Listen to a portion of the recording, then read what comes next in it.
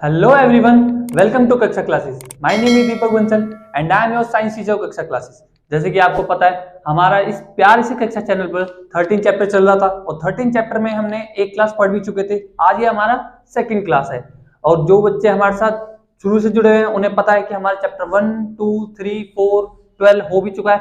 अब ये हमारा चैप्टर 13 चल रहा है और चैप्टर 13 के भी हमारा एक पार्ट हो चुका है। तो चलिए आज हम चैप्टर 13 का सेकंड पार्ट करते हैं।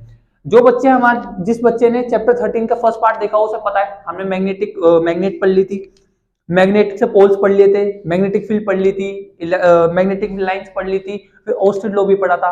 ये जिस बच्चे को नहीं पता है वो कृपया करके पहले चैप्टर 13 का पहले पार्ट फर्स्ट पढ़ के आए, फिर पार्ट 2 पे है। तो चलिए शुरू करते हैं। आज की जो चीजें हैं, देखो इस चैप्टर में थोड़ा इतना कुछ बहुत ज्यादा डिफिकल्ट नहीं है। इससे पेपर में भी क्वेश्चन कुछ ऐसे आएंगे जैसे थ्योरेटिकल क्वेश्चन आएंगे। बिल्कुल ऐसा समझना कि आज की जो क्लास है ना बिल्कुल नर्सरी से नीचे की है, मतलब इतनी आसान है। जैसे पिछले वाली थी ना, मैग्नेट है, नॉर्थ है, साउथ है, नॉर्थ से निकलती है, साउथ के अंदर जाती है, ये सब चीजें तुम्हें पहले से पता है। मैग्नेट तुमने बचपन में भी खेली है, बस वही है, उसमें कुछ नहीं है। एक आधी चीज नहीं आ जाएगी, कुछ डरने की जरूरत नहीं है। तो देखो भाई आज क्या है, आज सबसे पहले है क्या हमारा राइट हैंड थंब रूल। मतलब भैया राइट हैंड थंब रूल मतलब राइट है ये और थंब ये, हाँ यही वाला है। ऐसा मानो मैंने डायग्राम नहीं बनाया, मैं तुम्हें एक प्रैक्टिकल करता फिर मैं तुम्हें डायग्राम बनाया, बिल्कुल एकदम नर्सरी से नीचे का है। मैं बताता हूं, देखो मान लो राइट हैंड थंब रूल क्या बताता है कि किसी भी वायर में अगर करंट जा रहा है, अगर किसी वायर में से करंट जा रहा है तो उसके आसपास क्या बनती है, मैग्नेटिक फील्ड बनती है, जो कि मैं तुम्हें पहले भी पढ़ाया था। अब हम ये बताएंगे कि वो मैग्नेटिक फील्ड जो बनती है वो कहां बनती है। जो बच्चा मेरे से पहले से जुड़ा हुआ है, जो पार्ट 1 देख के आया, उसे ये पता था कि मैंने बताया था कि अगर किसी वायर में से, मान लो ये वायर है, अगर इस वायर में से करंट जा रहा है तो उसके आसपास मैग्नेटिक फील्ड बनेगी। उसे ये पता है, अगर नहीं पता है तो दोबारा सुन लो। अगर किसी वायर में से करंट जाता है तो उसके आसपास मैग्नेटिक फील्ड बनती है। अब हमें यह पहचानना है कि उसके आसपास कहां मैग्नेटिक फील्ड बनती है, और वो हम किससे पहचानेंगे, राइट हैंड थंब रूल से। ठीक है भाई, तो देखो भाई ये एक वायर है, इसके अंदर से करंट जा रहा है इस तरफ, मतलब रेड की तरफ जा रहा है। ठीक है, ऐसा समझो। सब अपना हाथ निकालो राइट वाला। ठीक है भाई, ये हो गया। ठीक है, अब इसे थोड़ा सा कर्व करो ऐसे। ठीक है, कुछ ऐसा दिख रहा है तुम्हें, ऐसा देखो, ढंग से देखो। ठीक है भाई, अब जो थंब की डायरेक्शन है ना वो करंट की डायरेक्शन लो। किसकी लो, करंट की। भैया करंट तो इधर जा रहा है, हाँ तो इधर ही ले लो, ले लिया। अब देखो कुछ ऐसा बन रहा होगा तुम्हारा, है ना। पेन ले लो तुम अपने हाथ में, मार्कर की जगह, है ना। अब जो उसके आसपास देखो सर्कल बन रहा है ना, ये वाला, ये वाला, ये वाला, है ना, ये क्या हो जाएगी, इसकी मैग्नेटिक फील्ड हो जाएगी। क्या हो जाएगी, मैग्नेटिक फील्ड। तो जब किसी वायर में से, स्ट्रेट वायर में से अगर करंट जाता है तो उसके आसपास सर्कल की फॉर्म में, एक कॉन्सेंट्रिक सर्कल की फॉर्म में मैग्नेटिक फील्ड बनती है। ठीक है भाई, देखो और देख लो भैया, हम इधर नहीं ले जा रहे, हम तो ऊपर ले जाएंगे। ऊपर ले जाओ, देखो ऊपर जा रहा है करंट, थंब लो, थंब की डायरेक्शन ऊपर, आसपास बनाओ मैग्नेटिक फील्ड। देखो बन गई, ये देखो बन रही है, नहीं बन रही है। ठीक है भैया, हमें तो नहीं आ रहा समझ लो, हम तो इधर लेके जाएंगे। लो इधर ले जाओ भाई, लो ये मैग्नेट, ये थंब है, इधर करंट जा रहा है, लो ले जाओ, ये लो बन रही है। ठीक है, तो कॉन्सेप्ट यही है कि अगर किसी वायर में से करंट जा रहा है तो थंब की डायरेक्शन करंट की तरफ लो, उसके आसपास जितना भी सर्कल बनेगा वो तुम्हारे मैग्नेटिक फील्ड की डायरेक्शन बताएगा। कोई दिक्कत आया समझ। ठीक है, मैं इसका डायग्राम नहीं बना रहा, बुक में दे रखा है, बिल्कुल इतना ही है। ठीक है, देख लो, एक मिनट लगेगी, चलो बना देता हूँ। देखो मान लो ये इधर ना थंब है, क्या है, थंब, और इधर ही किया जा रहा है करंट, तो इसके आसपास है ना, आसपास, ये आसपास, ये क्या बनेगी, मैग्नेटिक फील्ड।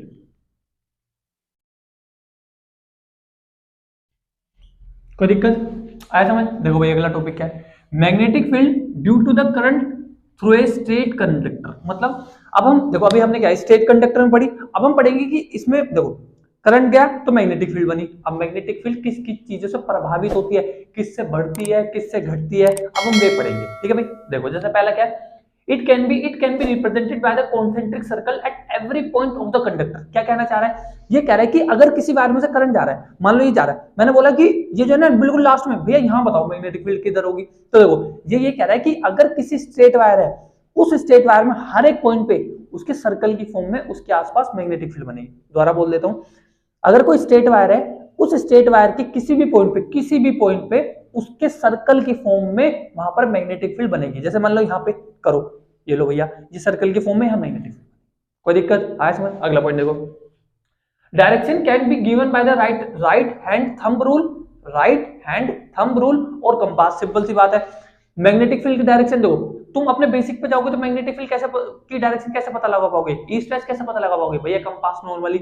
लेकिन अभी मैंने एक नया रूल बताया ना तुम्हें, अगर किसी स्ट्रेट वायर में से करंट जा रहा है तो उसके आसपास मैग्नेटिक फील्ड बनती है, और वो हम किससे निकालते हैं, राइट हैंड थंब रूल से। ठीक है भाई, अगला देखो, circle are closer near the conductor. ये कह रहा है कि जितना अच्छा कंडक्टर होगा ना उतना ही उसके सर्कल क्या हो जाएंगे, पास पास हो जाएंगे। मतलब कि जैसे मान लो कि यहाँ मानो, देखो जैसे मान लो कि एक वायर है, ठीक है, मान लो बहुत बढ़िया कंडक्टर है, तो उसके जो आसपास भैया आसपास जैसे मान लो करंट इधर जा रहा है तो आसपास क्या बनेगी, मैग्नेटिक फील्ड। तो ये बोल रहे थे सर्कल बनेंगे ना, अच्छा कंडक्टर के अगर कोई अच्छा कंडक्टर होगा तो जो सर्कल बनेंगे ना बहुत पास पास बनेंगे, ऐसे ऐसे करके।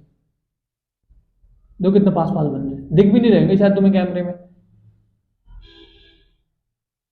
मतलब बहुत पास पास बनते हैं। क्यों, क्योंकि भैया कंडक्टर अच्छा है, इलेक्ट्रिसिटी अच्छी जाएगी, करंट अच्छा जाएगा, तो मैग्नेटिक फील्ड भी अच्छी बनेगी, बिल्कुल पास पास बनेगी। कोई दिक्कत आया समझ। देखो भैया अगला, ठीक है, circle are closer near the conductor, ठीक है। अब बोल रहा है कि magnetic field is directly proportional strength of the current. अब ये बताया कि देखो ये वायर है, इस वायर में से जितना अच्छा करंट जाएगा उतनी अच्छी क्या उसके आसपास मैग्नेटिक फील्ड बनेगी। अभी तो बताया था, यही बोल रहा है कि magnetic field is directly proportional to strength of the current. अगला, magnetic field is inversely proportional to distance of the current. देखो इसे थोड़ा समझ लो। देखो भाई, जैसे मानो कि एक मैग्नेट है, ठीक है, मान लो एक ऑब्जेक्ट यहाँ रखा हुआ है, एक ऑब्जेक्ट यहाँ रखा हुआ है, तो कौन सा जल्दी अट्रैक्ट होगा भैया, ये अट्रैक्ट होगा। क्यों, क्योंकि ये पास है। तो इनकी मैं ये कह सकता हूँ जितनी डिस्टेंस पास होगी उतनी तक भी मैग्नेटिक फील्ड लगेगी, बोल सकता हूँ ना। तो बस यही कह रहा है कि देखो डिस्टेंस जितनी कम होगी, इससे दूरी जितनी कम होगी उतनी ज्यादा मैग्नेटिक फील्ड ज्यादा होगी। और दूसरी बात, जितनी डिस्टेंस ज्यादा होगी, ये देखो दूर है ना, जितनी डिस्टेंस ज्यादा होगी उतनी मैग्नेटिक फील्ड कम होगी। ये मैंने तुम्हें पहले ही पढ़ाया था, इनवर्सली और डायरेक्टली प्रोपोर्शनल। डायरेक्टली प्रोपोर्शनल में दोबारा बता देता हूं, डायरेक्टली प्रोपोर्शनल में एक चीज बढ़ती है तो दूसरी चीज भी बढ़ती है, लेकिन इनवर्सली प्रोपोर्शनल में एक चीज बढ़ती है तो दूसरी चीज घटती है। ठीक है भाई, याद रखना इसको। ठीक है, देखो भाई अब अगला क्या है हमारा, देखो अभी हमने क्या पढ़ा कि अभी हमने पढ़ा कि एक स्ट्रेट वायर में अगर करंट जा रहा है तो मैग्नेटिक फील्ड कैसे बनेगी। अब हम पढ़ेंगे कि अगर किसी सर्कुलर वायर में, मतलब एक सर्कल की फॉर्म में अगर करंट जा रहा है तो उसके आसपास मैग्नेटिक फील्ड कैसे बनेगी। ठीक है भाई, देखो मैं कुछ निकालता हूं।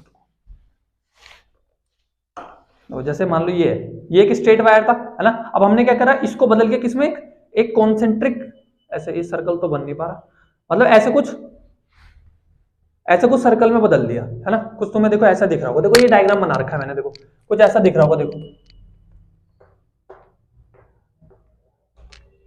अरे भाई रुक जाओ, देखो कुछ ऐसा दिख रहा होगा। हाँ मतलब भाई ऐसा तो बन रहा है, लेकिन समझ जाओ थोड़ा सा, है ना।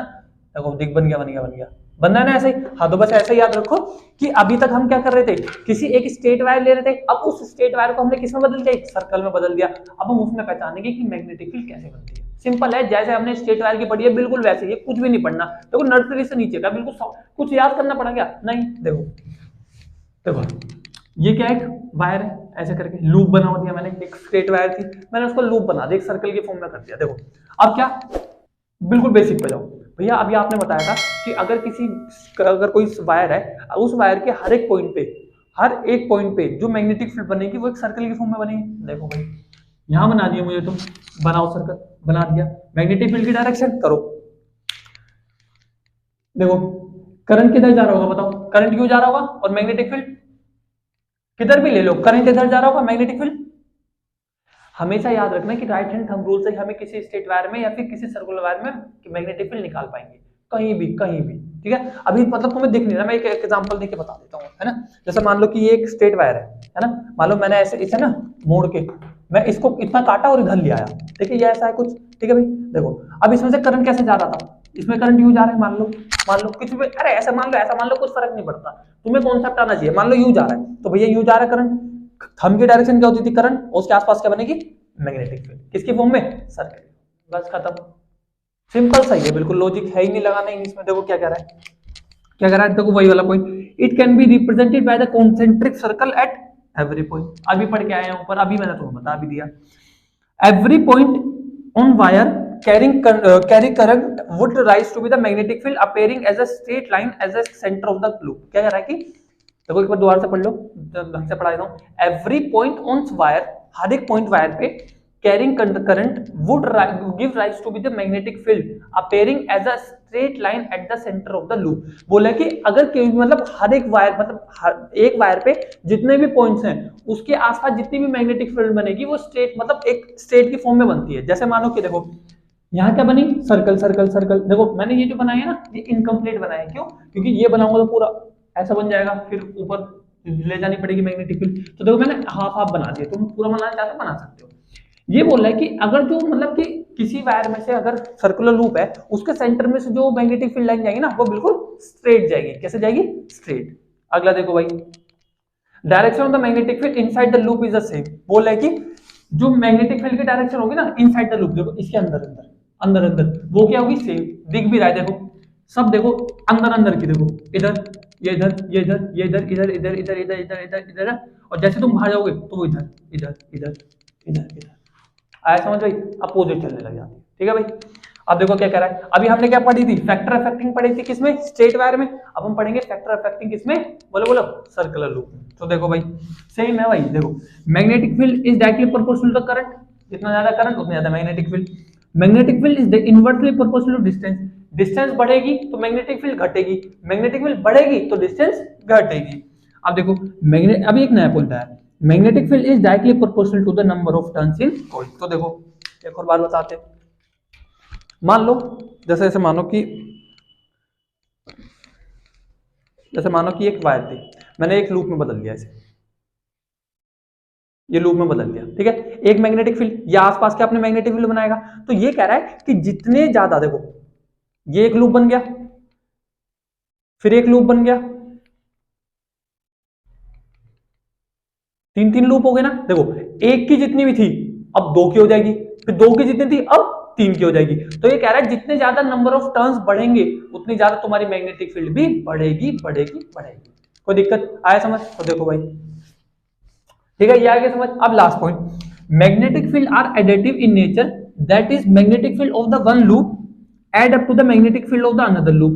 This is because the current in each circular turns have the some direction. क्या कह रहा है? देखो बोल रहा है कि हर एक टर्न्स के पास है ना, मतलब कि जितनी भी मैग्नेटिक फील्ड बनेगी ना वो एडिटिव होती है। एडिटिव मतलब भैया, एडिटिव मतलब ऐड मतलब जुड़ना, सिंपल सी बात है। अभी मैंने तुम्हें यही बताया, देखो मान लो, देखो मैंने बताया था मैग्नेटिक फील्ड किस में नापते हैं?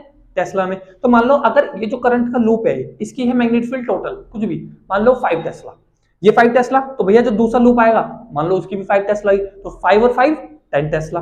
अब एक और लूप आया है ना, मान लो इसकी भी क्या होगी? इसकी भी क्या होगी? 5 टेस्ला। तो ये क्या हो जाएंगे? 5 5 5 तो 15 टेस्ला हो जाएंगे। क्यों? क्योंकि मैग्नेटिक फील्ड एडिटिव होती है। आया समझ? अब दूसरा कॉन्सेप्ट, मान लो इसमें जो करंट की डायरेक्शन थी वो इधर थी, ये तो दूसरा लूप था उसमें भी इधर थी, लेकिन जो तीसरा लूप था ना उसमें इधर थी। मतलब दो लूप में तो सेम थी, एक लूप में अपोजिट थी। तो कैसे करोगे? देखो भैया ये ऐड प्लस ये भी प्लस, लेकिन ये इसके अपोजिट है तो ये क्या हो जाएगी? माइनस। तो 5 और 5 10, और 10 में से 5 गए 5, तो टोटल नेट मैग्नेटिक फील्ड कितनी आएगी? 5 टेस्ला। आया समझ? तो इसलिए हम कहते हैं कि मैग्नेटिक फील्ड एडिटिव होती है। अगर वे सेम डायरेक्शन में हुई तो ऐड होती चल जाएंगी, और अगर उनमें से कोई सी भी कोई अपोजिट डायरेक्शन हुई तो वो माइनस होती चल जाएगी। आया समझ? मैं आशा करता हूं कि आपको ये टॉपिक समझ आया होगा। अगर आपको इस टॉपिक से रिलेटेड कुछ भी कोई भी दिक्कत हो तो आप मुझे कमेंट सेक्शन में बता सकते हैं। कमेंट सेक्शन आपके लिए पूरी तरीके से खुला है। तब तक के लिए पढ़ते रहिए। Thank you.